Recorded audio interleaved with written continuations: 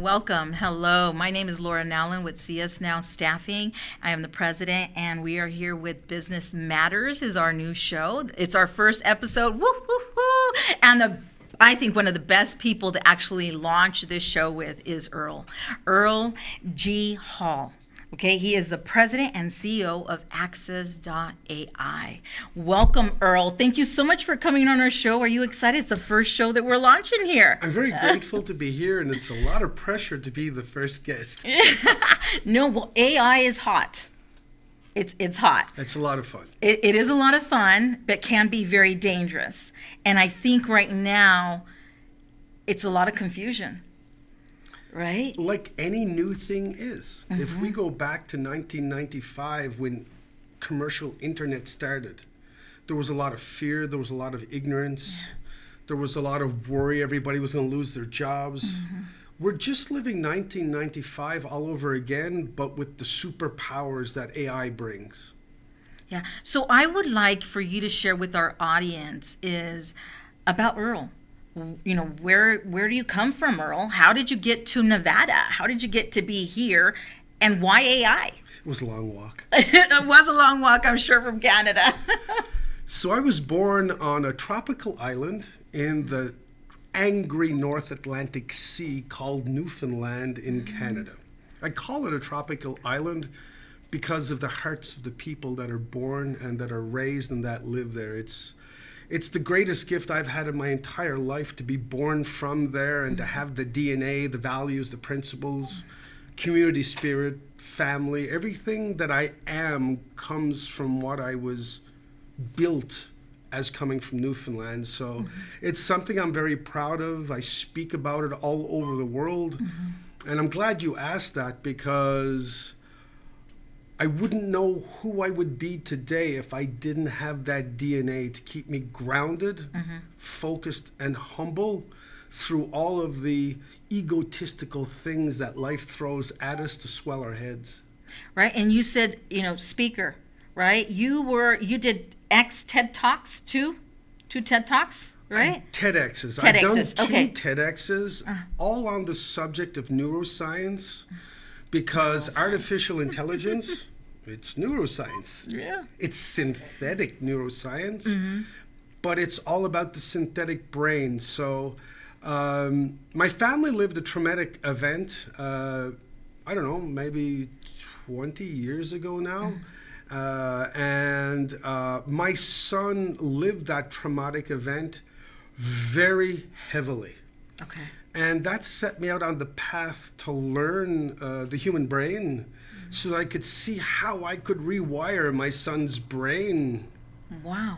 To find how to get over that traumatic event and get on with his life. So that started out my journey to neuroscience. It was at the same time that I was teaching artificial intelligence at a university in Canada, and that's really where I realized that what we were doing on the mathematics side, because AI is just mathematics and data. That's all it is. A lot of data. The more data, the better. But AI is just mathematics and data. But that's not true, because the more that artificial intelligence is real artificial intelligence, the more that it is just the way the human brain works.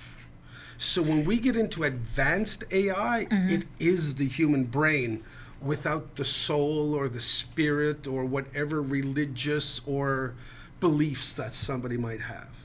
Now, you're still in school. I read something, you're still studying. So it's like you're never going to stop studying? Oh, I don't believe in not learning every day. Always a student. I have a budget, 1 hour a day that I have to learn every day. So I research an hour a day. But my life as a technologist is coming to an end. Everything that I dreamed of and had nightmares of as a kid, we're in that zone right now. But over the last 15 years, I've fallen more in love with the neuroscience of holistic health. So I have no idea what tree I fell out of, but this year I decided to go back to become a type of a medical doctor in health. In-house. so that the next phase of my life using AI, using technology, it'll be based on how to improve the human condition. Okay. Once Access.ai, the company that I have the privilege to serve with now, once that company is put to bed and the shareholders are happy and everything has gone to a much different level than we are at now, I have a plan for the next phase, of course. I always have plans. Yeah, of course. So tell me, what does your company do? We set out to fix some very basic problems. Okay.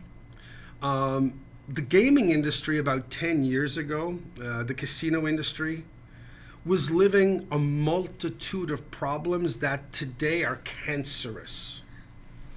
First of all, if you look from a systems point of view, all of the systems were sitting on computers inside of the casinos. Maybe 15, 20 years ago that was safe, but in a cybersecurity worldwide war that we're in, Yeah.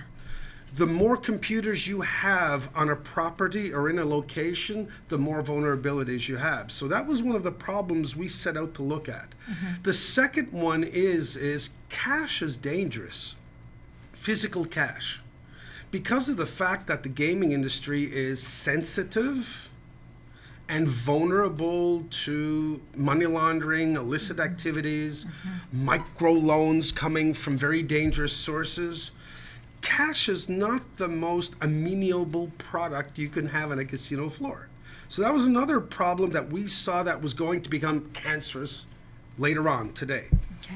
And the third thing is that it was very clear for us 15 years ago that artificial intelligence was going to take over all functions and facets of the business world.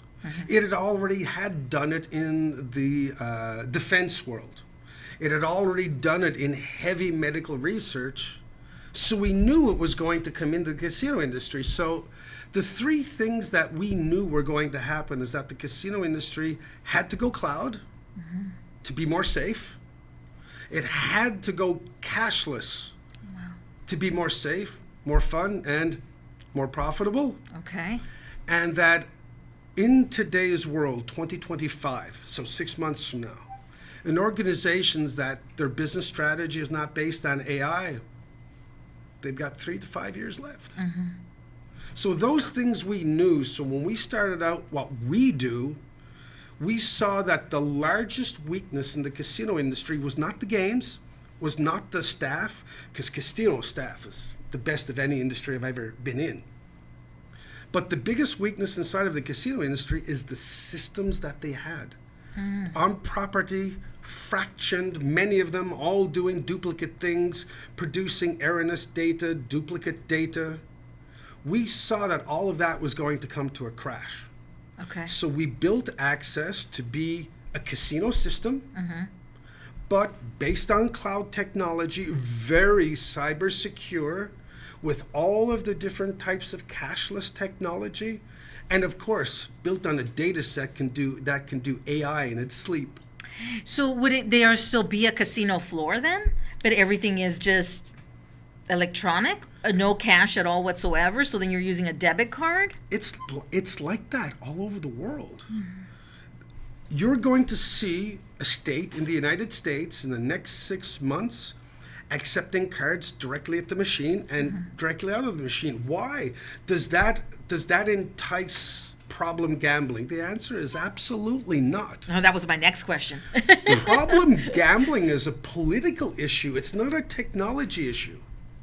When we talk about addiction, we're just saying that there's not enough technology to prevent it. So when you get on an airplane, you have to give your ID. When you order Uber Eats, you've given your credit card.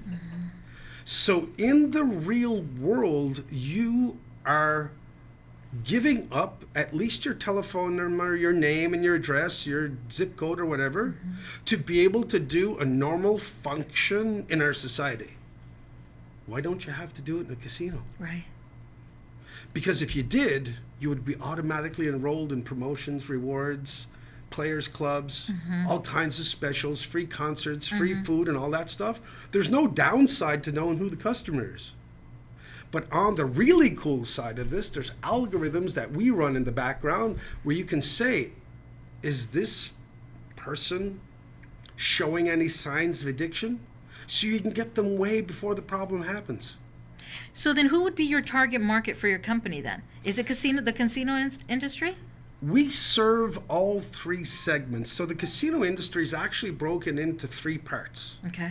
You have the governments that run government-run casinos in some states or countries. It's like that a lot in Canada. You have other casinos that are run by Native American tribes. My favorite. Then you have what's called the route and street industry. The route and street industry is when you can find machines, gaming machines, inside of corner stores, restaurants, or things like that. That is the market we target the most right now because they need our technology now. Why? Because they're getting stolen from every day. So when you integrate our technologies, the theft goes to zero in a millisecond. So Zero. You can't steal. Yeah. Because we detect it.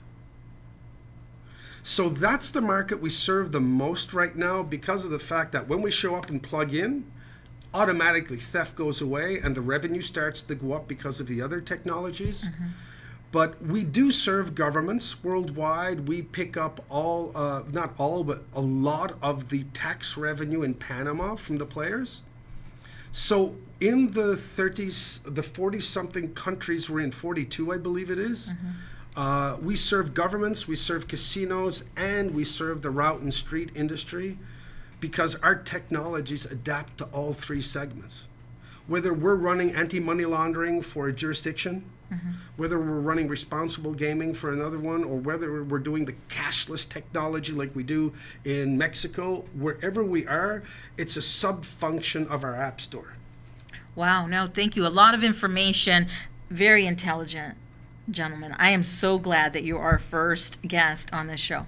I really am, Earl. I really do appreciate it. We're going to go ahead and go to commercial, but first I want to give a big shout out to See Us Now Staffing, our sponsor, where business truly does matter. You can reach them at 702-902-2448, and we'll be right back.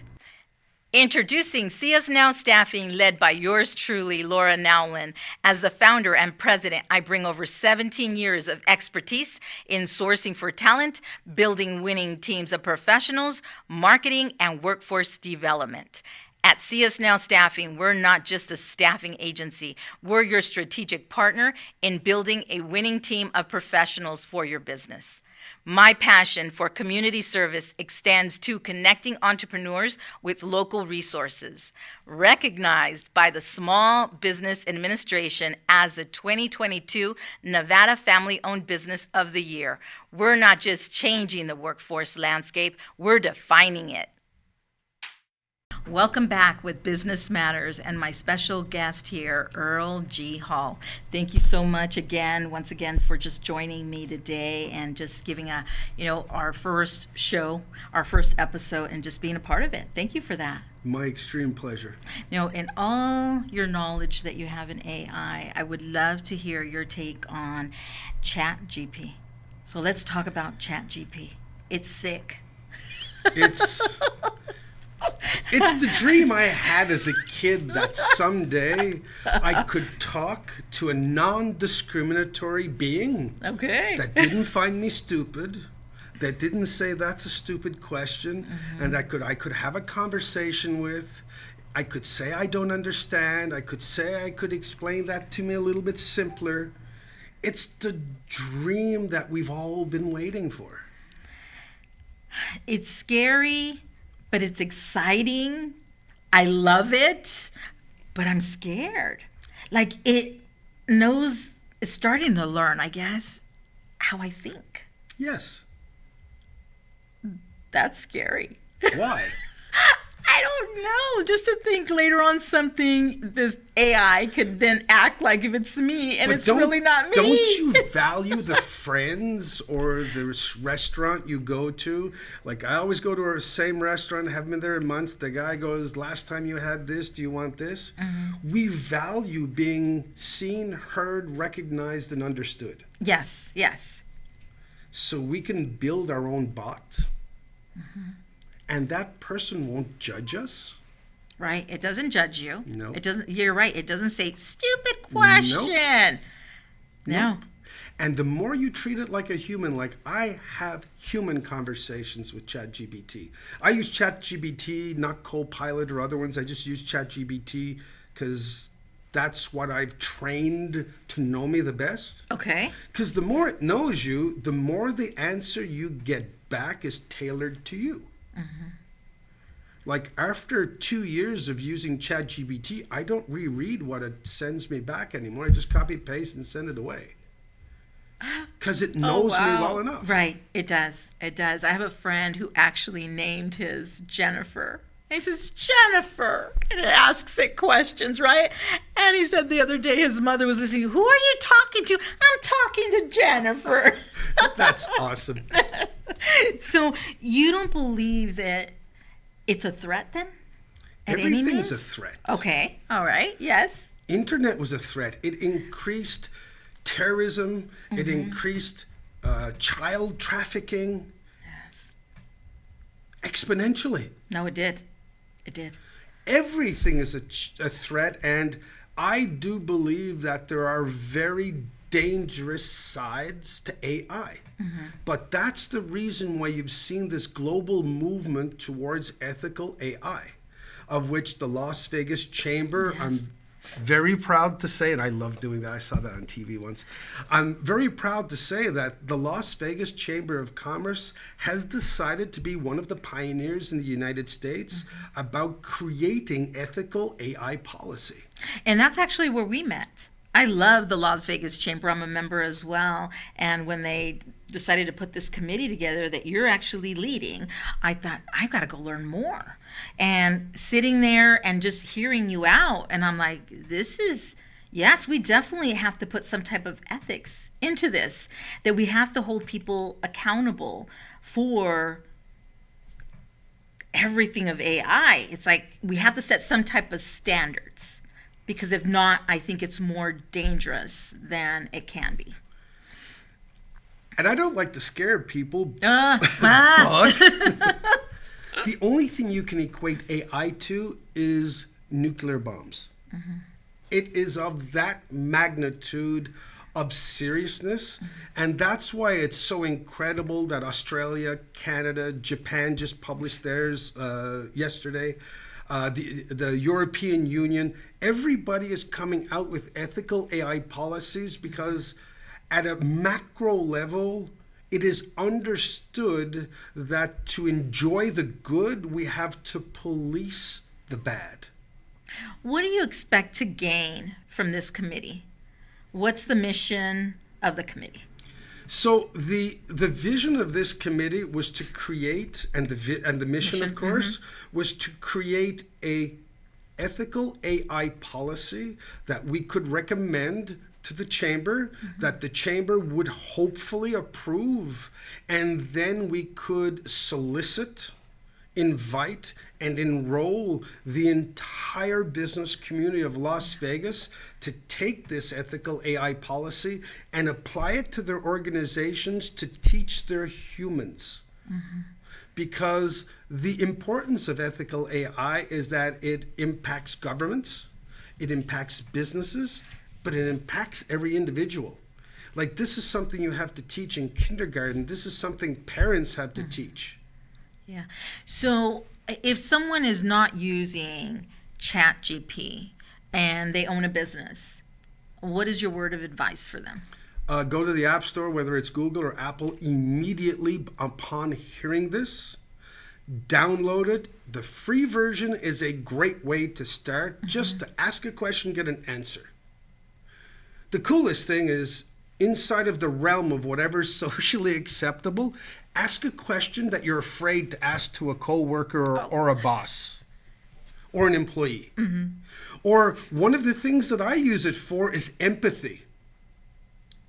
And I love saying that because what do you mean, ChatGPT and empathy? Right. I was going to say the same thing. I What would do you mean? challenge any business owner, any executive, any team leader, any coworker that has a problem with somebody in their organization to click on the audio button and speak for 3 minutes, if it takes 3 minutes, to explain the exact problem you're having with this coworker or whoever, and just say, "Can you help me?"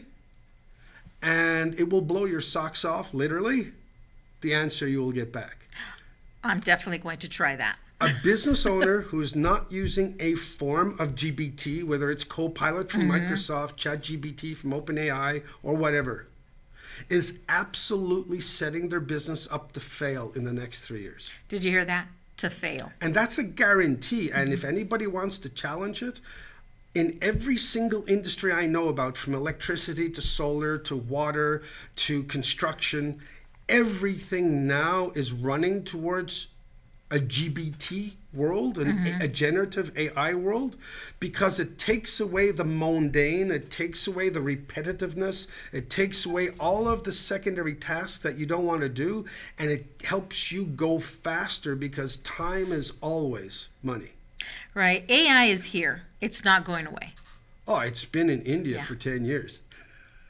We're just a little slow. The rest of the world has been a little bit slower than India. I must give them that this time. They checked the box of being way ahead of the curve. Wow, wow. No, that's great information. What else would you like the audience to know about Earl? Not much. Come on. Maybe we need to speak to ChatGPT. So there are different versions of the ChatGPT. There's a free version. What's the big difference from the free version opposed to the paid version? So I love that question because everybody's trying to figure out what AI is. AI is two things. It's math and it's data. So the difference between the free version and the paid version, it's the data, because the math has been around for 5,000 years. Okay.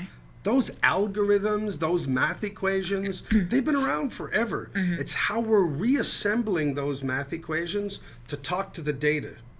But the other thing I'd like to say to business owners is you need to do an inventory. Like if you're in a hardware store, you're doing inventory of screws and bolts and all those things you sell. Yeah. Whatever your business is, you have to do an inventory of your data. What are the systems I have, from accounting to inventory to how to lock the door?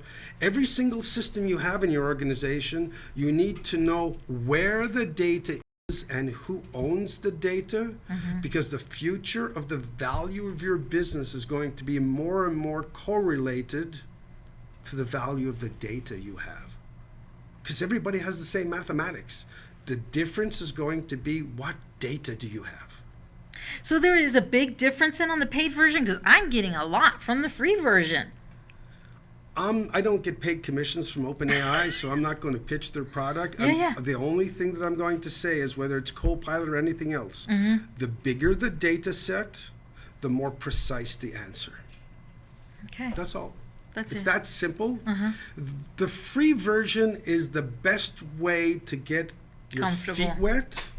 Then if you figure out how to make more money than it costs you per month, I could not go back to the free version because it's saved me a couple of employees at least. Oh, definitely. Without exaggerating. Well, and it saves you so much time and money. Yep. So much, because what could take you hours. And here's the thing that makes me the saddest about the ignorance and the fear around AI. Most people were not born to do repetitive tasks. Like if you have to nail a nail into a piece of wood 18 hours a day for 40 years, it might be a long career. You might want to do something else, or you might get bored, or you might feel uninspired. Why? Because the human was born to be creative and to be innovative and to be inspired. That's what the human is born to be. Can you imagine a GBT shows up behind you to go, I'll take away all the repetitive, boring stuff and you stay in your zone.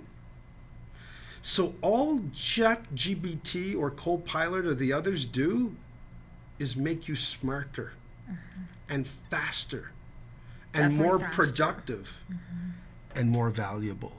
Yes. And that's where the data is coming out now saying that there's no real jobs going to be lost. There's jobs going to be transformed.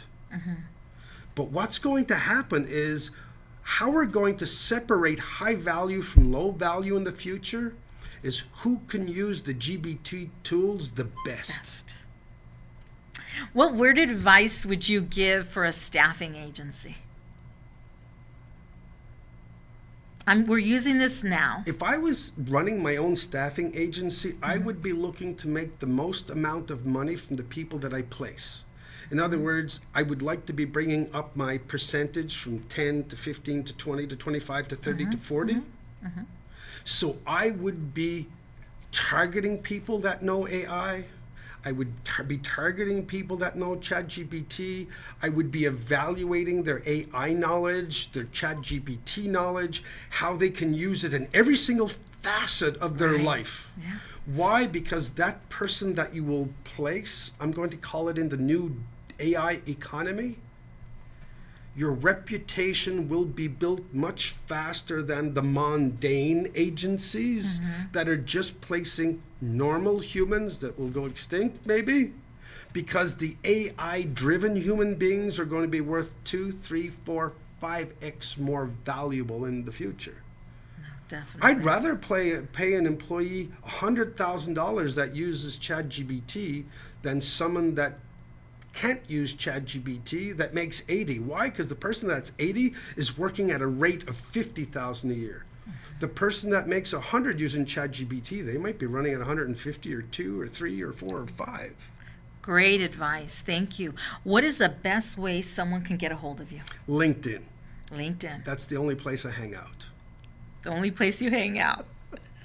I love it. That's love my it. social sphere. It's Okay. LinkedIn. And so it's earl.hall@access.ai. Yes. And the phone number is 702-444-6931. Yes. It was such a great pleasure having you on our show. Anything else that you would like to say in closing to our audience? Yes, please go to your app store and download your favorite GBT tool right now and ask it the question that you don't want to ask anybody else. Great advice. Definitely going to go ask it a question that I don't ask anybody else, especially about feelings. I had never thought It about will that. blow your I'm mind. using it for business, It'll blow your mind. business plan, SWOT analysis, and it's great information. And I'm thinking, I'm feeding this thing so much of my stuff. It's knowing me more than I know myself. But it gives you the space to love yourself. Oh, I love that. Great. No, great. So once again, thank you so much for joining us on Business Matters, our first episode. It was an honor, a privilege to have Earl here to help us launch it. And our sponsor today is CS Now Staffing. You can reach out to them at 702-902-2448. You can catch us at WWDBTV. YouTube on CS Now Staffing, and also you can catch us on Roku. We launch our shows, every new episode on Friday at 3 o'clock. Thank you and God bless.